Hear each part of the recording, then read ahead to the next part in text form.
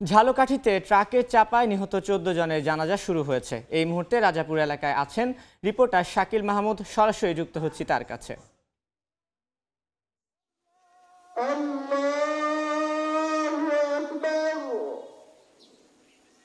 জানাজা কিন্তু শুরু হয়ে গেছে।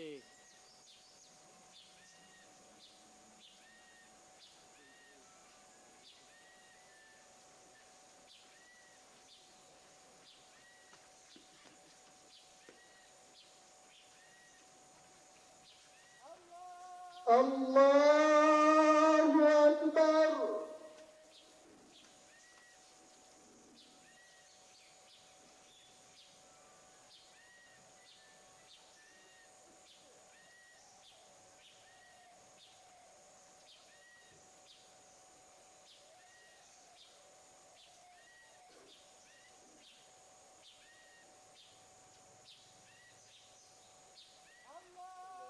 আল্লাহু আকবার। আসসালামু আলাইকুম ওয়া রাহমাতুল্লাহ। আসসালামু আলাইকুম ওয়া রাহমাতুল্লাহ।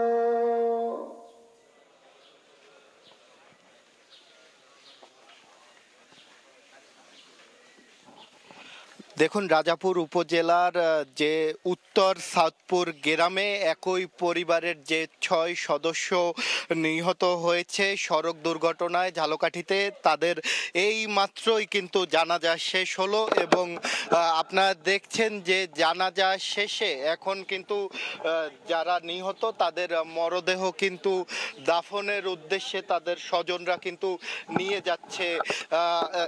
ঝালকাঠিতে যে একই পরিবারে যে ৬ জন যে নিহত হলো তারা হলো সিলেটের রেইনবো কুরিয়ার সার্ভিসের ম্যানেজার হাসিবুর রহমান প্রিন্স, তার স্ত্রী নাহিদা আক্তার, তাদের ৪.৫ বছর বয়সী মেয়ে তাকিয়া এবং ১ বছর বয়সী ছেলে তাহমিদ। এছাড়া আরও নিহত হয়েছে হাসিবুর রহমানের যে শালিকা আছে নিপা, সে নিপা এবং তার হাজব্যান্ড ইমরান এবং তাদের যে প্রাইভেট কারের যে চালক ছিল ইব্রাহিম ফকির, তিনি সহ মোট আসলে প্রাইভেট কারের চালক সহ মোট ৭ জন কিন্তু এই ঘটনায় নিহত হয়েছে এবং সবার বাড়ি কিন্তু এই রাজাপুর উপজেলায়। আসলে গতকাল যে দুর্ঘটনাটি ঘটেছে সেই দুর্ঘটনায় আসলে সর্বমোট ১৪ জন নিহত হয়েছিল। এই ১৪ জনের মধ্যে ৬ জনই আসলে একই পরিবারের। আমরা সকাল থেকেই আসলে এই গ্রামে আছি এবং দেখছি যে পুরো গ্রাম জুড়েই কিন্তু আসলে শোকাবহ পরিবেশ বিরাজ করছে এবং আমরা তাদের নিহতের পরিবারের সাথে কথা বলেছিলাম। নিহতের পরিবার যেটা আমাদের কাছে দাবি করেছে যে এখানে যে দুর্ঘটনার সাথে জড়িত যে ঘাতক ট্রাকটি, সেই ঘাতক ট্রাকের যে চালক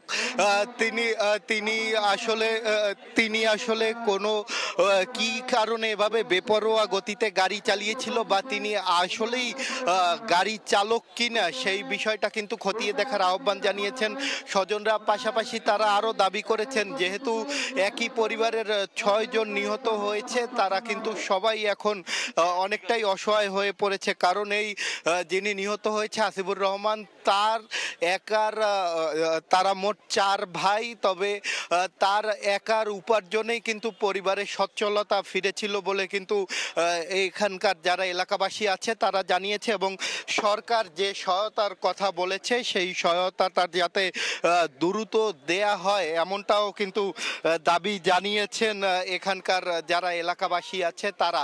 এবং তারা আরও যেটা দাবি করেছেন আমাদেরকে, যেহেতু ঘাতক ট্রাকটির যে চালক আছে সেই চালককে কিন্তু এরই মধ্যে চালক এবং ড্রাইভারকে যেহেতু এরই মধ্যে আইনের আওতায় আনা হয়েছে। তো